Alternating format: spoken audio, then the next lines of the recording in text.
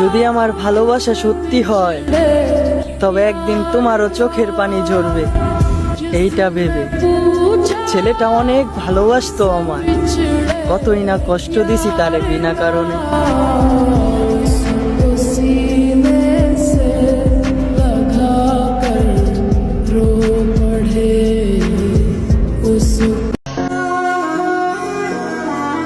জীবনের অর্ধেক সময়টা কাইটা গেল বুঝতে বুঝতে, আর এখন বাকি সময়টা কাটতাছে বাস্তবতার সাথে লড়াই করতে করতে।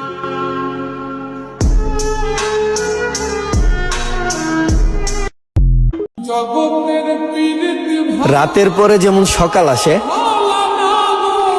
দুঃখের পরেও একদিন সুখ আসবে ইনশাল্লাহ।